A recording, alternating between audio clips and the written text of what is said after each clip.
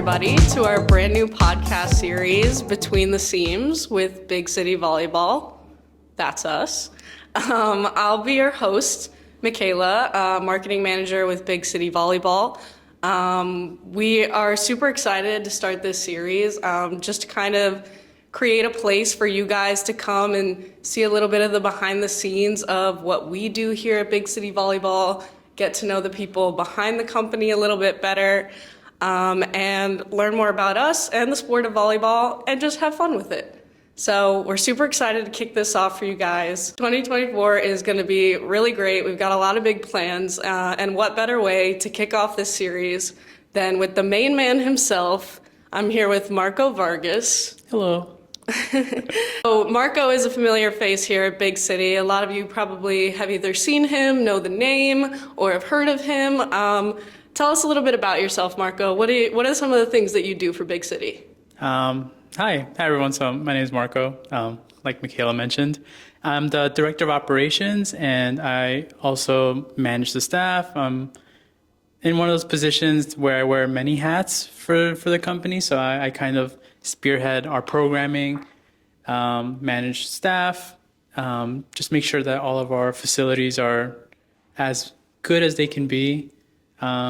And I'm just always here to be a helpful hand and lend an ear to anyone who might need some assistance. Yeah, I'm sure the people probably don't know because you work behind the scenes almost, for the entirety of what you do, but Marco does a lot of, the legwork for this company. You're basically the main man. So a little bit more about you, for the people that may not know you. Where are you originally from? Okay, so I was born and raised in Queens, but like inner Queens, I was born and raised in this town called Elmhurst, New York. So it's like further into Queens. This town, Elmhurst. You may not have heard of it. So it's like probably 30 minutes away from like Midtown Manhattan. And I moved to just further away from inner Queens, closer to Manhattan. So I'm in Long Island City now. And I actually moved like a few blocks away from where I went to high school. So it's like a full circle moment. I live now where I used to cut school in high school. So you get to kind of be close to your family, still working here. Yeah. So I mean, it was kind of strategic to move to where I live now, because I'm like from where I lived before to get to work would be like an hour, 15 minutes. But now I'm like 30 minutes away from work and also 30 minutes away from my family. So it's a happy medium. Yeah, that's great. So throwing it back a little bit, when did you first pick up the sport of volleyball? Like, how old were you and how did you kind of get into volleyball in the first place? So I started playing volleyball my sophomore year of high school. If some of you have gone to Information Technology High School, that's where I went to high school. We do have events there, so you've probably been there, some of you. Yeah, and like that annoying part where like the balls sometimes get hit, or like if you like shank a pass, or if it's like just high enough and it hits like a part of the wall that sticks out. When I first started learning how to play volleyball, like my mission was just to like consistently hit it to that little spot there. So if you're ever there, just know that, it's a part of my history. But I was like 14, 15 years old, sophomore year of high school. All of my friends just, they wanted to meet girls, and they were like, the best way to do it is to join the volleyball team. And I was just like a follower in high school. So I was like, yeah, let's do it. That's pretty much how I got into every sport I was into at the time. So it's been like roughly 12 years, 13 years that I've been playing volleyball. So that's interesting. So that's definitely something that I haven't heard before. The best way to pick up girls is to play volleyball. Well, okay, that was the intention. I'm not saying it worked, but there's whatever works is what works. So. And did it work? I plead the fifth. That's right. That's the correct response, probably. So then you went on to play in college, didn't you? Yeah, Where did you play there? I had a brief history, like a brief playing experience in college. I went to Hunter College. I played volleyball there for like a year and a half, where I just walked onto the team. Like, even though like Hunter College isn't like a super competitive like sports school, it's like a D3 school. They still like had like a recruiting program. It was pretty like sophisticated for how like affordable the school is, for lack of a better term. I mean, Klinger behind the camera also went to Hunter College, so you can speak, you can probably relate, you can relate to what I'm saying. That CUNY system. What I will say is that D3 Sports offers sports and like a sophisticated athletic program, while being very affordable. Yeah.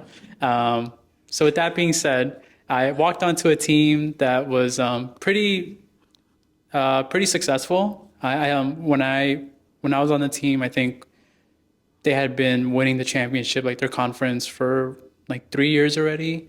In the year that I was on, we won. Blake, who's also our adult programs manager, was on the team. That's how I met him. And and I eventually just left the team to join the cross country and track and field team in the same school. Also walked on with no prior experience, and Yeah, Hunter is a popular destination. I think a lot of our staff members are Hunter people, and a lot of people have experience there at Hunter. That's great. What position did you play? Well, so Mainly. I was a libero / like defensive specialist, but I ended up just spending my time there setting, because one of our setters got hurt, so I just kind of like fill in that role. Would you say that's your favorite position to play? Do you have a favorite? Is there any position you really don't like to play? Well, okay, so I guess my favorite position right now would be setting. I think that's like, besides hitting outside, like being an outside hitter is probably like one of the two positions that you get like the most workout in. And the position I hate essentially is like middle hitting, like hitting in the middle. Yeah. Why do you hate it? Well, for starters, I'm short, and I have like no business being in the front row. But sometimes I'll play in the front row, and being middle is it's so hard. It's such a thankless job, and not only is it it's like less than thankless. Like, you get it's a better word. You get no respect. Forgotten warrior. Yeah, exactly. Yeah, and it's such a huge role, like so much responsibility. You get so much crap for being a middle hitter. You get the blame. Yeah. Oh yeah. All the time, like from your defense, right, Mr. Libero behind the camera. Middles are high responsibility, low rewarding positions. They're the hardest one to play. Yeah. So that's my take. So you did briefly mention that while you were at Hunter and playing on the team, you guys won a championship. Can you tell us a little bit about some of your other accomplishments in volleyball, whatever they may be? I mean, I think for starters, like getting to play in college was like a huge accomplishment for me. I know like when I was in high school, I like my high school volleyball team, we would go to like these CUNY games, like to watch Baruch, Hunter play. And like, I remember I was just like mesmerized. I'm like, wow, like these guys are so freaking good. And I'm like, 5'7", like sophomore, like barely able Short to king. jump. I was, still am a short king. But it was just like, it was like such like a different dimension, like a world for me. I was like, these people are so freaking good. And then to eventually play like with these guys and play like on the same team. So that was a huge accomplishment for me. And I think, I think probably my biggest accomplishment has just been being able to play, minimize my injuries. Like as you get older, like just staying healthy is so hard. Yeah. Because the joints don't work like they used to. The bone integrity is not what they used to. So aside from, going a little bit further than just your playing accomplishments, your accomplishments as a player, but now you've kind of formed a whole career out of, the sport of volleyball, and you get to be around what you love every single day. Can you talk a little bit more about that?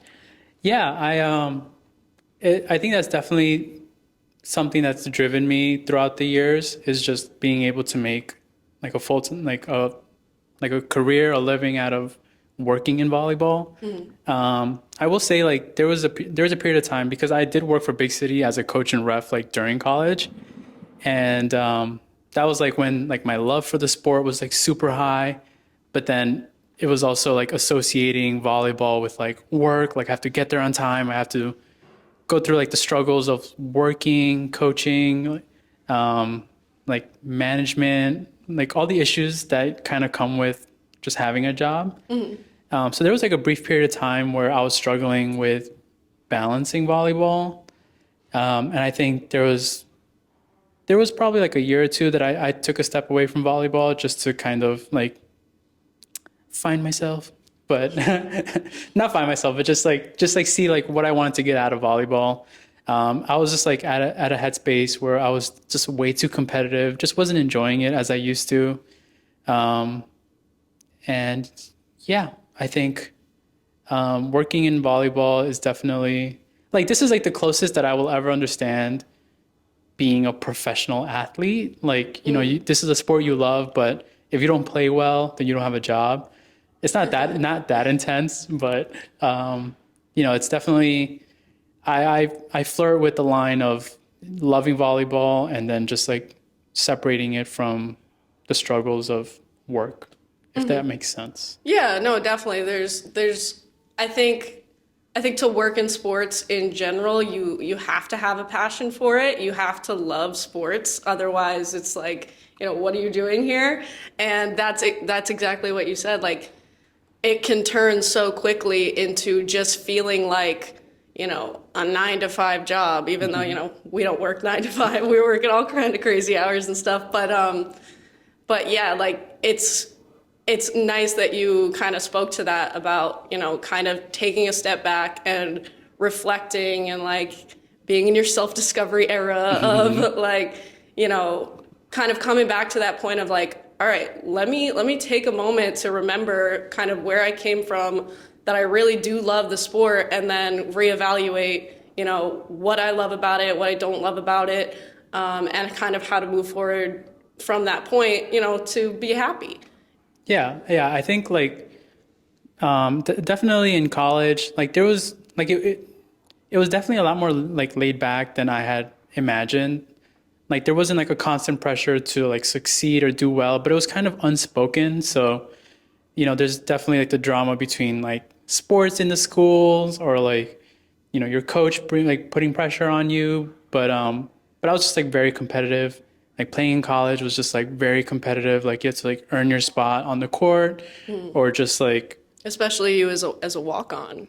Yeah. You know, you and had to kind of work extra, right? yeah. And it was definitely like a culture change for me. Like that was like the most competitive volleyball like I had ever played. And like I came from like the public school system. Like I came from like really bad volleyball. Small town called PSAL Elmhurst. baby, so bad. So like, you know, and learning like actual volleyball, training for volleyball, like it was a huge change for me. But I adjusted like as best as I could. But yeah, I'm definitely like a jump head first into everything I do. So I definitely came out of college volleyball with like a very competitive nature. And I kind of went back to like my old volleyball roots where I used to play, and like not to like brag about myself, but I was like at a different level of volleyball then, and like I would get so frustrated and like I wouldn't enjoy my volleyball. So I think that was like the pivotal moment when I was like, maybe I should just take a step back, see like, you know, is volleyball winning or is it the friends that we made along the way? Yeah, I think that's huge. I think that's something that a lot of people could probably relate to. And I know a lot of people that we work with could probably relate to as well. Yeah. Yeah. So I think that's where I'm at with volleyball now. Like if I'm going to play, it's just to have like a good time, just like to hang with the homies. If we win, that's great. If we don't, I think this past summer, like last summer, like I played with Blake and another good friend of mine, and we played at Pottstown, which is like a huge grass tournament in the East Side, and in the East Coast, sorry. And we won the whole tournament, but Flex. Yeah, complex. But it was brutal because like you start so early in the morning. We started at like 8:30 a.m., ended at like 1 a.m., like 1:30 a.m. And that's like a full day of playing. And like even just existing for that long is hard. But we were playing volleyball the whole time. And like I think like that definitely put into perspective that like if I weren't able to like hang out with like my friends throughout the day, if it was just like to play all day, like I wouldn't enjoy myself. I wouldn't find fun in that. But something about, being at the tournament, the competition of it, and like the, adrenaline rush and the energy, you're saying that's what kind of kept you going? I wouldn't say like the adrenaline of like winning. I mean, like winning feels good, like for sure. But I think like that level of a tournament where you like see your friends throughout the day, like whenever you have time off, you can kind of just like hang out with your friends, like see how your friends are playing, and yeah, you're just hanging out the whole time. Like it's such a social vibe, and I think that's what like fueled me, I guess. And yeah, and I played with Blake and my other friend who was like, and we're all super close, so it was fun. Yeah. I'm here for the vibes. Here for the vibes. The vibes are important. I'm gonna take a moment to cough and turn the page. I'm gonna cut this out. All right, so you spoke a little bit about, the social aspect of volleyball. I'm sure, attending the events that you've attended over the years, you've probably met so many different kinds of volleyball players from different backgrounds and all over. So what do you think? Do you see a different So what do you think? Does your perspective on a player change once you kind of know or hear about their accomplishments in a way? Like if you knew that they were an All-American player at one point or, won an NCAA championship, how do you think that kind of changes your perception of another player maybe? I think as of right now, like knowing somebody's accomplishments, like it doesn't do anything for me. And I think it's just like what they do right now. Like it's so hard to gauge like what a good volleyball player is. Like and like there's certain things that you see when you play volleyball, like people who like pepper, like warm up and like they seem like they don't care, but they're doing everything so well. Just make it look natural. Yeah, they make it look so Those easy. people. There's so many like previous All-Americans that I've like met who are like not good now, but they still have that same energy. There are people who like haven't touched a volleyball in years and they're still like amazing volleyball players. And like I even take myself as an example, like in college, like I was like a hitting line specialist. Like during hitting lines, I would look like an amazing hitter, but then like during game time, like I couldn't hit for the life of me. So like I think if someone were to brag about like what they used to do, or I mean, I definitely like there's a certain level of like if somebody played in college and like they were good enough to be an All-American, like they'll have like obviously like my respect. But if it's just like their identity, I think that can be a little annoying sometimes if like A little they problematic, maybe. like yeah, like if they wear it on their faces and it's everything that comes out of their mouth, it can be annoying. But I mean, I don't think somebody's past accomplishments would make me respect them less or more. It would just be like how they are. Especially like if someone's so good, but they're like such an asshole on the court. Yeah, that's kind of what I was going to say. Like, no, but I don't think anybody wants to play with somebody who's, super arrogant because they, had this pedestal of accomplishments or whatever the case may be. But nobody wants to play with somebody like that, obviously, because like you said, it's about the vibes and it's about having a good time. Sports should be fun and volleyball should be fun. So if you're playing with somebody that's, taking it too seriously, depending on what kind of tournament you're playing in and, what the energy is, then you don't want somebody to kind of suck the life out of you Yeah. in that way because they're just, focused on their image in a way. Yeah, and I think that's what I like. One of the things that I love the most about like Big City Volleyball is because like we know we're not the most competitive, the most advanced program in the city, but we're also like not the worst. Like we're like a happy medium of like competitive like intermediate players, and even like within like our programs there'll be like high ego people who just like we'll be playing at an open play or just like peppering on the side, and then like you'll hear something. Like it always happens, like just like a test of ego. But yeah, like I said, I'm just here for the vibes. So like if someone's just messing with the vibes, and I don't care if they're an All-American, then they suck. Yeah, so I think worrying about one's reputation a little bit it's a little bit too much at a certain point. Yeah, there's a time and place. There's a time and place. Yeah, And so- maybe, once you've graduated out of, college level and playing pro, if you even went that far or anything, and now you're coming to a place like Big City, I think your ego this is not the place for it, right? I mean, there could be like I think it's all about where you surround yourself. Like if your team is full of like people who need that type of energy to like win or to have a good time, then so be it. It's a good point. It's a Yeah, good point. like if you're in a team full of like highly competitive, passionate players, then like all the power to you.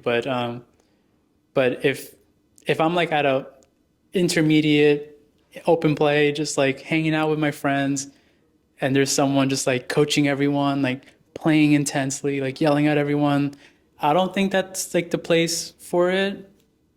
Especially like if you're asking how I feel about it. But yeah, to each their own. There's a time and place, and I think being able to read the room is very important. Yeah, read the room. So you mentioned Pottstown. So what are some of your other favorite tournaments or volleyball events, maybe in the New York area, that some of our players should check out? Something coming up, some of your favorites. You want to talk about memories that you've played of tournaments that you've played in? Yeah, I think like we're in such a great era of volleyball now that there's so many offerings for different formats of volleyball. Like I know like when I first started playing in high school, there was just like PSAL volleyball and that's it. And now like we have our own boys youth league. Mm-hmm. There's like boys club. There are external tournaments like outside of big city volleyball. There's like grass volleyball, beach volleyball is getting a lot more popular. So there's just like volleyball is just a lot more accessible now.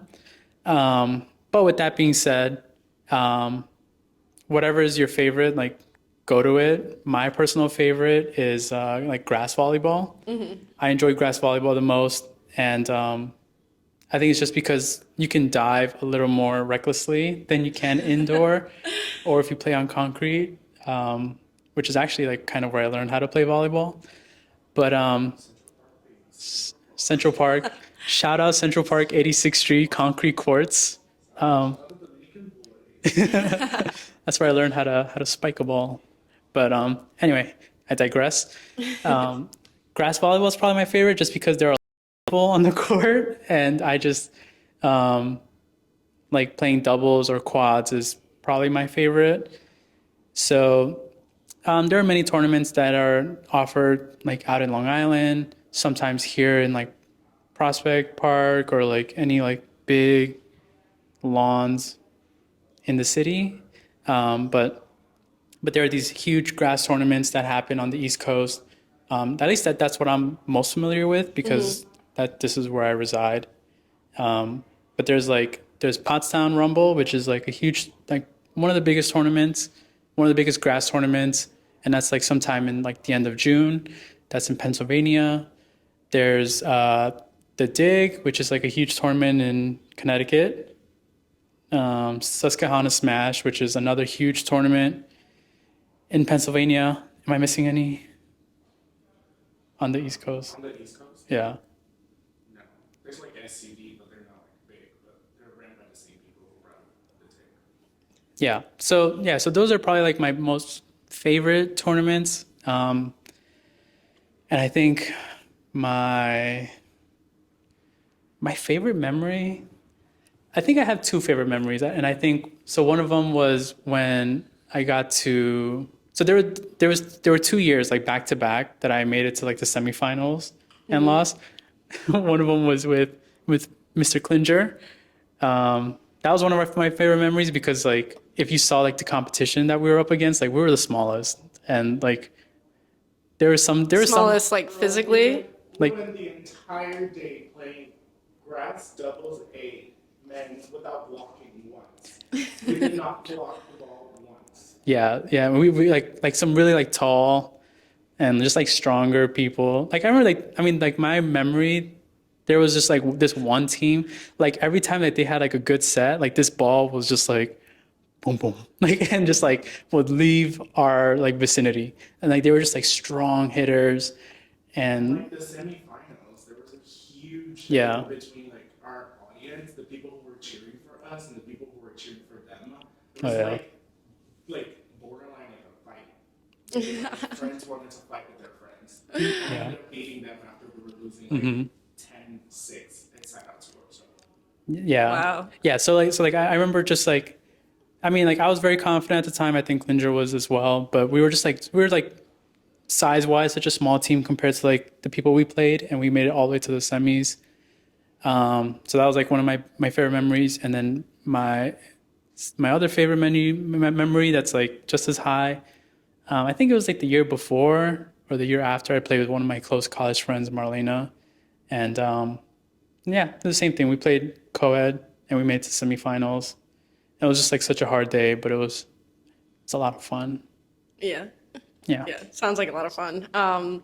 So just to kind of wrap up here a little bit, what are some of your goals for this year? You know, maybe personal, professional, athletic goals.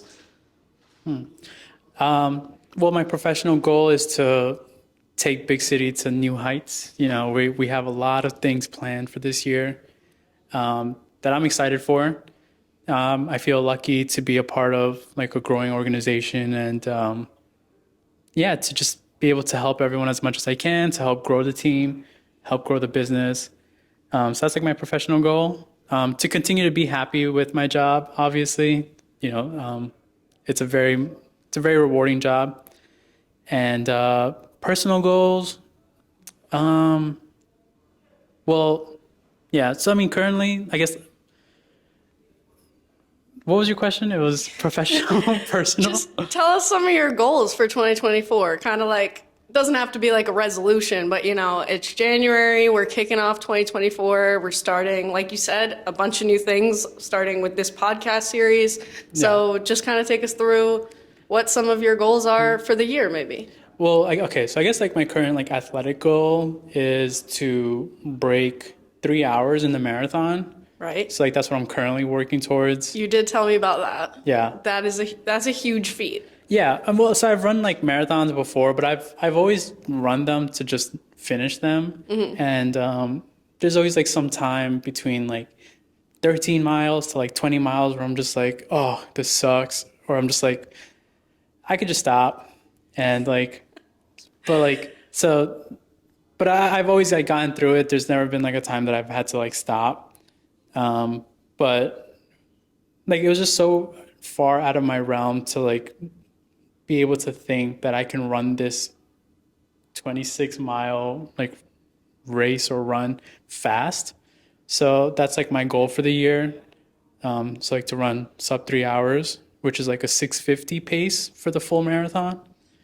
That's so impressive. Honestly, I couldn't imagine running a marathon ever in my life. It's probably something I'll never do, but you know, never say never. Yeah. Maybe you'll inspire me and I'll take up marathon running. I mean well, it's actually quite funny. So like the way that I started like my running like journey was because I think it was sometime in 2015, 2014. I was actually on my way to a Big City open play, like before I started working here. And it was like on a Sunday environmental study open play. I was on my way and I remember just like, I got there late because the New York City Marathon was happening. So like getting across town was just like a nightmare. And I just remember like we passed by, like I was with my friend at the time, and we passed by like the finish line, which was like somewhere in like 72nd Street in Central Park. And just like seeing the finishers, like the energy in the city is just like insane during New York City Marathon weekend. So then on my way to a big city open play, like passed by the marathon, I'm like, oh, I want to do this one day. And then I ended up doing it. I'm actually doing it this year again. But my goal is just to like hang out, just to chill for the New York City Marathon, because I think 2 weeks later is when I'm supposed to attempt to break my 3-hour goal. That's so cool though, like such a full circle kind of thing. Like it started out because I was going to a big city open play. Yeah. It's a lot of things with me is full circle. Maybe I'm just like a creature of habit. But Just right place, right time, maybe, you know? that's true. But this is all to say that you should just hang out during the New York City Marathon, and that might inspire you. You know what? Come out to the New York City Marathon this year. We'll go cheer on Marco. We can make signs, t-shirts with his face on it. Whatever. Maybe we'll even sell them. I don't know about that one. But what about you? I don't know. I think people would be into that. What are your goals for the year? Some of my goals for the year? Ooh. What are your professional, personal? What was the other one? So, athletic. Goals. Actually, I'll start with my athletic goals for the year because so I recently just took up volleyball. Probably a lot of you wouldn't know this, but I never grew up playing volleyball. I grew up playing a bunch of different sports, but so I studied sports in college, sports business, and I got this great opportunity with Big City, and I've been here for about a year, and I was like, I spend every day talking to everybody in our office, our staff, and, everyone's a volleyball player, and they're like, you got to get into volleyball. And I actually took a class last fall 2023, and it was great, 6-week class, and I think I did get better over the course of, each week. It was a really cool experience also to be, somebody that works in the office and on the admin team, working to promote these programs, and then getting a taste of what it's actually like and being a participant in the programs was a really cool, sort of insight for me. And so, so in terms of my athletic goals, I joined the Women's Indoor League, and I have a team there. I hope to just get better at volleyball. I don't think I'm that great right now, but, my goal is just to keep getting better, and I don't really know what kind of benchmark I'm setting or what that really looks like, but my goal is to just kind of get back into sports, do something active, and have fun with it, and learn volleyball more so that I can be better at my job and just have fun and maybe, relate to my coworkers a little bit more. Yeah, a lot of it is like experience. I think just like being familiar with like volleyball, being around different people and how they play. Like learning the foundations is very important, but everyone just ends up learning how to play their own way. Like every now and then you'll see someone who like sets differently, but they're like such a good setter. Like some people have little weird looking approaches. So yeah, I mean, I think just like being around, like putting yourself out there is definitely setting yourself up for success. So Yeah, it's cool. definitely. But yeah, everything else, what about your personal goals, professional goals? Personal goals. I don't know. I haven't thought about it much. Well, did you make any New Year's resolutions? My New Year's resolutions. To live, laugh, love. Sounds silly, but no. I mean, some of my New Year's resolutions was just to stop bad habits. Like so like I bite my nails, and I've been doing that since I was a kid, and it's so bad, and I'm gonna stop that hopefully. So there's that. And I just want to like eat healthier and be more active. That goes back to like playing volleyball in the league.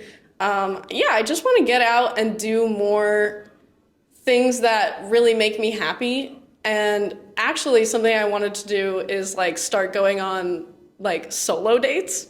Oh. They call it like solo dates, right? Where you just go out somewhere, you know, take yourself to lunch, or, you know, go check out a spot that you haven't been before, or something like that, and just kind of focus more on myself a little bit. Yeah. So maybe I'll start doing that. That's interesting. Yeah. Well, yeah, I feel like that's two like opposites, like two different things, but yet the same, like in a way. Yeah, a little bit. Like with volleyball and like solo dates, like you really just have to like put yourself out there, one, to join a team. Yeah. And then two, to just like not care like what other people may think and just.